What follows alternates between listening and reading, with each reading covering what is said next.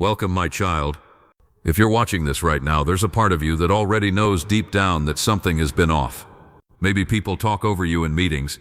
Maybe your ideas get ignored until someone else says the exact same thing louder. Maybe you walk into a room and feel invisible, even when you're the most prepared person there. You're not crazy. And you're not weak. What you're experiencing is one of the oldest social dynamics in human history, the invisible war for credibility. And today, we're going to talk about how to win it, not with manipulation, not with fake confidence, but with something far more dangerous than either of those things. Truth, precision, and psychological mastery. I want you to sit with this for a moment before we dive in, because this isn't just a list of tips. What you're about to hear is a map of human perception, social influence, and the quiet architecture of respect. By the time this is over, you won't just know what to do, you'll understand why it works at the level of the human nervous system, the human ego, and the ancient patterns we've been running since the beginning of civilization. So if you're ready, let's begin. The foundation. What does it mean to be taken seriously? Before we talk about the tricks, we need to ask a question that almost nobody asks. What does it actually mean when someone takes you seriously? Most people think it means being respected, and that's partially true. But if you dig deeper, if you really analyze what's happening in those moments when someone suddenly shifts their posture, leans in and pays attention, what you'll find is something more primal than respect. It's perceived value. When someone takes you seriously, what they're really doing is making an unconscious calculation. Their brain, running on millions of years of social programming, is asking, does this person have something I need? Does ignoring them cost me something? Do they have power, knowledge, status, or unpredictability that I can't afford to dismiss? The moment your presence triggers that calculation in another person's mind, that is the moment you are taken seriously. Niccolo Machiavelli, writing in 16th century Florence in his masterwork The Prince, said something that most people misquote and almost nobody truly understands. He wrote, "It is better to be feared than loved, if you cannot be both." People hear that and think it's about being harsh or intimidating. But what Machiavelli was really describing was consequence. He was saying that people take you seriously when interacting with you costs them something, when dismissing you carries a price. Fear, in Machiavelli's framework, is just the most extreme form of perceived consequence. You don't need to make people afraid of you, but you do need to make them feel that taking you lightly is a mistake they cannot afford. That's the foundation. Everything we're about to discuss is built on that principle. Trick number 1. The power of deliberate silence. Let's start here because this is the one that most people get completely backwards. We live in a culture that rewards noise. The loudest voice in the room gets the most attention. The person who fills every silence with words, opinions, explanations, and commentary feels like they're winning the conversation. They're not. Psychologists call this phenomenon verbal flooding, and what it communicates to everyone around you is anxiety. When you feel the need to fill every silence, what you're really broadcasting is, "I'm afraid. I need your validation. Please don't judge me." The person who can sit in silence, who can let a pause breathe without rushing to kill it, communicates something entirely different. They communicate, "I am not afraid of this moment. I don't need to fill it. I am comfortable with my own weight." Silence, wielded deliberately, is one of the most powerful psychological tools in existence. Think about the most powerful figures you've ever encountered, in real life, in film, in history. They rarely rush to speak. When they do speak, every word lands heavier because it wasn't diluted by 100 unnecessary ones before it. The Roman Emperor Marcus Aurelius wrote in his Meditations, "You have power over your mind, not outside events. Realize this, and you will find strength." The power over your mind includes power over your mouth. Choosing when to speak is an act of self-mastery that other people feel in their body before they can explain it. Here's the practical technique. The next time someone says something to you, especially in a confrontational or high-stakes moment, resist the urge to respond immediately. Let there be 2, 3, even 4 seconds of silence before you speak. This does 3 things simultaneously. First, it signals that you are not reactive. Reactive people are unpredictable and emotionally driven, which means they can be manipulated. A non-reactive person is far harder to control, and subconsciously, people respect what they cannot easily move. Second, It makes your eventual response feel considered, even if you were going to say the same thing anyway. A pause before it makes it sound like wisdom rather than reflex. Third, and this is the one nobody talks about, it puts the other person slightly off balance. Most people are not comfortable with silence. When you hold it calmly and they feel the pressure of it, the dynamic shifts. You become the one holding the frame. There's a famous story about Abraham Lincoln. During tense negotiations and debates, he was known for long, considered pauses before speaking. His political opponents found it unnerving. They couldn't read him. They couldn't predict him. And that unpredictability, that stillness, made him impossible to dismiss. Silence is not empty. Silence is presence in its most concentrated form. Practice it this week. Notice how people respond differently when you stop rushing to fill the space. Trick number 2. The principle of selective availability. Here is something that took me a long time to truly understand. And once I did, it changed everything. You cannot be taken seriously by everyone if you are available to everyone at all times. This sounds counterintuitive. We're taught that being helpful, accessible, and present makes people appreciate us. And in some contexts, that's true. But there's a psychological ceiling to that appreciation, and it's lower than you think. When you are always available, always responsive, always ready to drop everything, you become expected, and things that are expected lose their perceived value. In economics, this is called the scarcity principle. In psychology, it's the same dynamic but applied to human attention and time. Robert Cialdini, in his landmark book Influence, documented experiment after experiment, showing that people assign more value to things they believe are rare or difficult to obtain. This isn't a flaw in human thinking. It's a feature. Scarcity historically meant importance. If something was rare, it was probably worth fighting for. Your time and attention are not exempt from this principle. Now I want to be careful here, because this is where people misapply this idea and become cold, disconnected, or arrogant. That's not what we're talking about. We're talking about something more subtle. Intentional selectivity. It means you don't respond to every message within 30 seconds. It means you don't say yes to every invitation. It means you don't make yourself endlessly available to people who haven't earned that access. Not because you're playing games, but because you genuinely have a life, goals, and standards for how your time is used. The people who are hardest to reach are perceived as the most worth reaching. Machiavelli again, from The Prince. The lion cannot protect himself from traps, and the fox cannot defend himself from wolves. One must therefore be a fox to recognize traps, and a lion to frighten wolves. The fox's wisdom here is recognizing that selective unavailability is a form of protection. When you are everywhere, you are nowhere. When you are selective, you become something worth pursuing. Here's a real-world application. Think about how the most influential people in any field, business, entertainment, ministry, academia, operate. They don't answer every email. They have gatekeepers. Their time is structured and protected, and because of that structure, an hour with them feels like a gift rather than a given. You don't need to be famous to operate this way. You just need to start treating your own time as the valuable resource it actually is. When you do show up, fully, attentively, presently, it will mean something, because people know it isn't guaranteed. Trick number 3. Speak last, think longest. We've talked about silence in the moment. Now let's talk about the larger pattern of who speaks when in a group or conversation. There is an ancient principle of councils and courts that most modern people have completely forgotten. The wisest figure in the room, the one whose words carried the most weight, was almost never the first to speak. In Japanese samurai culture, the elder or highest-ranking strategist would often remain silent through an entire discussion, listening to every argument, every counterpoint, every perspective, and then at the end they would speak, and what they said would cut through everything that came before it, with a clarity that felt almost supernatural. It wasn't supernatural, it was strategy. When you speak first, you reveal your hand, you show your assumptions, your emotional state, your priorities, and everyone who speaks after you gets to build off what you've given them. You've essentially handed them the frame. When you speak last, especially in a room where you're not the most senior person, something remarkable happens. Your words feel conclusive. They feel authoritative. They feel like they're settling the matter rather than just contributing to it.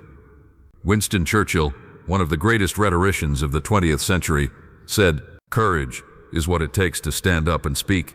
Courage is also what it takes to sit down and listen. There's a reason he put those two on equal footing. In a world addicted to performance, the discipline of listening, really listening, not just waiting for your turn, is rare enough to be remarkable. And here's the deeper psychological mechanism behind this. When you listen fully before speaking, you naturally produce better responses. You catch the emotional undercurrents. You notice what people are actually asking for versus what they're saying. You identify the gap in every argument. And when you finally speak, you address the room's real question, not just the surface one. People don't remember who spoke most. They remember who said something that mattered. The practical exercise here, in your next group conversation, set a private challenge for yourself. Don't speak until at least 3 other people have spoken. Listen with the intention of synthesizing, of finding the thread that connects or contradicts everything you've heard. Then, when you do speak, start with something that acknowledges the conversation. What I'm hearing is, or the real question underneath all of this is, watch how people respond. Watch how the room shifts. That is authority, cultivated through discipline. Trick number 4, the architecture of certainty. Now we come to one of the most nuanced and misunderstood principles in this entire conversation. There is a difference, a profound, perceivable, psychological difference between arrogance and certainty. Arrogance says, I am right, and you are wrong. Certainty says, this is what I know, and I stand behind it. Arrogance is defensive. It's loud because it's covering something fragile underneath. Certainty is quiet. It doesn't need to shout because it isn't afraid of being challenged. Most people who struggle to be taken seriously make one of 2 mistakes. Either they overcompensate, becoming aggressive, domineering, and loud in an attempt to project confidence, or they undercut themselves constantly, hedging every statement with phrases like, I might be wrong, but, or this is just my opinion, so take it or leave it, or I'm not sure if this makes sense. Both of these patterns communicate the same underlying message. I don't fully believe what I'm saying, and if you don't believe it, why should anyone else? The philosopher Epictetus, a former slave who became one of the most influential Stoic thinkers in history, wrote something that applies here with startling precision. First, say to yourself what you would be, and then do what you have to do. Before you speak, know what you believe. Know why you believe it. And then say it, without the apology, without the hedge, without the preemptive self-deprecation designed to soften the blow in case people disagree. You are allowed to be certain. You are allowed to know things, and you don't need anyone's permission to say them like you mean it. Here's where this gets interesting from a neuroscience perspective. Research in social psychology has shown that vocal certainty, speaking in a steady, measured tone without upward inflection at the end of declarative statements, activates what researchers call social proof processing in listeners. In simpler terms, when you sound certain, other people's brains start scanning for reasons to agree with you rather than reasons to question you. This is why politicians, preachers, and executives are coached on voice modulation. It's not about manipulation. It's about aligning your external signal with your internal conviction. The practical work here is uncomfortable but important. Record yourself speaking in a normal conversation, or rehearsing an argument you're preparing. Listen back. Notice how many times you soften statements that don't need softening. Notice the upward inflection. Notice the filler phrases. These are habits, and habits can be changed. Start replacing, I think maybe we should consider, with here's what needs to happen. Start replacing I could be wrong, but, with based on what I know, this is my position. You'll feel exposed at first. That exposure is the feeling of old armor coming off. Stay with it. Trick number 5. Reputation is a long game. Let me tell you something that the internet age has almost completely destroyed our understanding of. Reputation is not what you say about yourself. Reputation is what remains in a room after you leave it. In the age of personal branding, social media, and constant self-promotion, we've confused visibility with credibility. These are not the same thing. You can be extremely visible and have no credibility. You can be relatively unknown and carry enormous credibility in the rooms that matter. The difference is consistency over time. Machiavelli wrote, in The Prince, everyone sees what you appear to be. Few experience what you really are. This is usually quoted as a cynical observation, and on one level it is, but it contains a deeper truth about reputation building. Most people only see your surface. Your reputation is formed by the accumulated impression of those surfaces over time. That means every small interaction, every promise kept or broken, every moment where you could have cut a corner and didn't, all of it is depositing into or withdrawing from your reputation account. The people who are taken most seriously in any field are not the most talented, they're the most reliable. They say what they're going to do, and then they do it. Consistently, without drama, without needing recognition for every instance of follow-through. Reliability is the compound interest of human trust. It seems small in the beginning. Over time, it becomes everything. Here's a psychological insight that doesn't get talked about enough. When people assess whether to take someone seriously, they're running a mental simulation. If I rely on this person, if I stake something on them, what's the probability they come through? Your reputation is the answer their subconscious feeds back to them. And here's the painful part. Reputation takes years to build and can be damaged in a single interaction. One moment of dishonesty. One promise broken without acknowledgement. One time you showed up unprepared after telling everyone you were ready. These aren't just bad moments. They're data points. And people's brains keep score even when they're not consciously aware of it. The ancient Chinese strategist Sun Tzu said, "Opportunities multiply as they are seized." The inverse is also true. Credibility multiplies as it is demonstrated. Every time you follow through on something small, returning a call, meeting a deadline, admitting a mistake before it's discovered, you are building the architecture of a reputation that will eventually do work on your behalf in rooms you haven't even entered yet. Play the long game. Your future self will thank you. Trick number 6. The counterintuitive art of admitting what you don't know. This one surprises people every time. In a world obsessed with appearing omniscient, confident, and unassailable, the most disarming thing you can do is admit, cleanly and without shame, that there is something you don't know. Now, I'm not talking about performing false humility. I'm not talking about undercutting your credibility by constantly reminding people of your limitations. That's a different pathology. I'm talking about something far more precise, strategic intellectual honesty. When you admit in the right moment, in the right way, that you don't have complete information, or that you need to think more deeply about something before responding, two things happen psychologically. First, your existing claims gain credibility. Because if you're willing to admit what you don't know, people trust you more when you say what you do know. There's a logical coherence to it.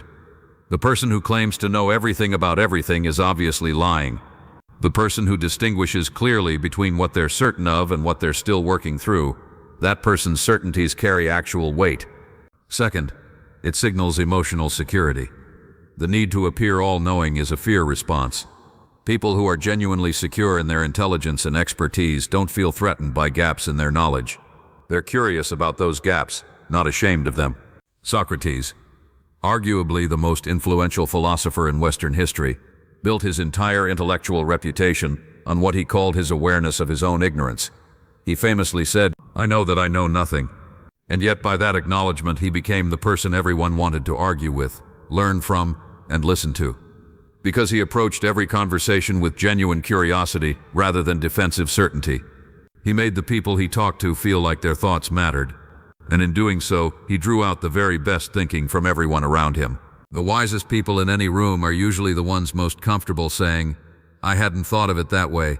Here's the nuance, though. How you admit what you don't know matters enormously. There's a difference between "I don't know," said with a shrug, trailing off, suggesting disorganized thinking. "I don't have complete information on that yet. What I do know is X and Y. Before I give you a definitive answer, let me think through the variables." The second version says, "I'm rigorous. I don't shoot from the hip. I respect this question enough to handle it carefully." That is a position of strength, not weakness. Practice this distinction. It will transform how people receive your words. Trick number 7. Frame control. The architecture of reality. We've arrived at the most advanced principle in this entire discussion, and I want to give it the space it deserves. Every conversation, every interaction, every meeting and argument and negotiation happens inside a frame. A frame is the invisible context that determines how everything inside it gets interpreted. Here's a simple example. If someone says to you, "Why are you always so defensive?" they have just placed a frame around the conversation. The frame says, You are defensive. We are now discussing your defensiveness. If you respond to the content of that question, if you start explaining or justifying, you have accepted the frame. You've agreed to stand inside their box and argue from within it. The person who controls the frame controls the conversation, and the person who controls the conversation is the one who is taken seriously. Frame control is not about being argumentative or contrarian. It's about understanding that every interaction has a frame, and you have the right to question, redefine, or redirect that frame before you engage with the content within it. Machiavelli, in his less quoted but equally brilliant work, Discourses on Livy, observed, "Men in general judge more by the sense of sight than by the sense of touch, because everyone can see but only a few can test by feeling. Everyone sees what you seem to be, only a few know what you are, and those few dare not contradict the opinion of the many." What he's describing is the architecture of social reality, that most people operate on appearances, on the frame they've been given. The rare individual who can see the frame itself, who can step outside it, examine it, and choose whether to accept or replace it, that individual holds a form of power that most people will never understand. You are never obligated to fight on someone else's chosen battlefield. Here's how this plays out practically. Imagine you're in a meeting and someone challenges your proposal dismissively. That's a nice idea, but it's not realistic. Most people respond to the word realistic. They start defending the feasibility of their plan, but they've already lost because they accepted the frame that realism is the standard by which this idea should be judged. A frame-aware response might be, "Before we talk about feasibility, I think it's worth asking what the cost of not trying this is, because the realistic option we've been using hasn't been working." You've just moved the entire conversation onto different ground. Now the frame is, the status quo is the thing under scrutiny, and you put it there. This is the essence of rhetorical mastery. It's why the greatest lawyers, negotiators, and leaders in history weren't just smart. They were architecturally intelligent about conversation itself. Sun Tzu said, "He who knows when he can fight and when he cannot will be victorious." Knowing when to engage and knowing when to reframe the engagement itself, that is the highest form of that principle. The deeper thread, why all of this points back to you. We've covered 7 principles. Let me now pull back and tell you what I actually believe about all of this. Every single trick, principle, and technique I've described tonight is ultimately pointing at the same thing. Self-knowledge, not confidence as a performance, not influence as a hustle, but the deep, unglamorous, lifelong work of knowing who you are, what you believe, why you believe it, what you value, how you move through the world, and what you're willing to stand behind. The reason most people aren't taken seriously isn't because they lack intelligence. It isn't because they're not talented or capable. It's because they haven't done the inner work of deciding who they are, and then living that decision consistently, publicly, and without apology. Machiavelli, for all his reputation as a cold strategist, wrote in The Prince, "The first method for estimating the intelligence of a ruler is to look at the men he has around him." I want to extend that. The first method for estimating the depth of any person is to look at the relationship they have with themselves. Because you can only project outward what you first built inward. You cannot fake substance forever, but you also cannot hide it. The Stoic philosopher Seneca wrote something in his letters to Lucilius that I think is one of the most quietly devastating pieces of philosophical advice ever recorded. Recede in tiepes. Withdraw into yourself. He was saying the source of your authority, your dignity, your power, it isn't out there. It's in the cultivation of who you are when no one is watching. It's in the habits you keep in private. It's in the integrity of your thought when there's no audience to perform for. The 7 principles we discussed tonight work because they are external expressions of internal realities. Silence works when it comes from genuine peace, not performance. Availability works when you genuinely value your time. Speaking last works when you're genuinely listening. Certainty works when it's rooted in real knowledge. Reputation works when you actually follow through. Admitting ignorance works when you're genuinely curious. Frame control works when you're grounded enough to see the frame in the first place. None of this can be faked for long, but all of it can be cultivated, deliberately, over time, by anyone, including you. A final thought. The war nobody talks about. There is a war happening in every social interaction you've ever been a part of. It's invisible. It's ancient. It predates language, civilization, and recorded history. It is the war for perceived value, for the right to occupy space, to be heard, to matter. Most people don't know they're in this war. They react to it emotionally, feeling hurt when they're dismissed, confused when they're ignored, frustrated when someone with less knowledge than them gets more credibility simply because of how they carry themselves. Now you know. And knowing changes everything. Because once you see the mechanics of this dynamic, you stop being a passive participant in it. You become something far more interesting. A conscious architect of your own presence. Friedrich Nietzsche, who for all his controversy said some of the most penetrating things about human psychology ever put to paper, wrote, "He who has a why to live can bear almost any how." Your why, the core of who you are and what you're building in this world, is the deepest source of the kind of gravity that makes people take you seriously. Not tricks, not performance, not status or credentials or followers.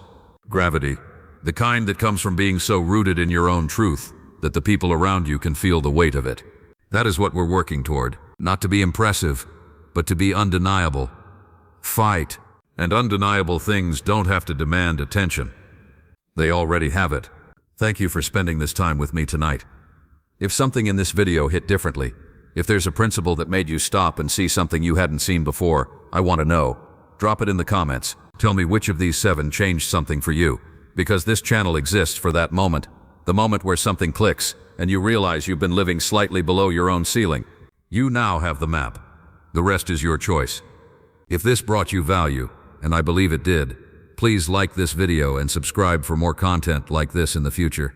There is so much more to explore together, more psychology, more philosophy, more of the hidden architecture of human behavior that most people will go their entire lives without understanding. We're just getting started.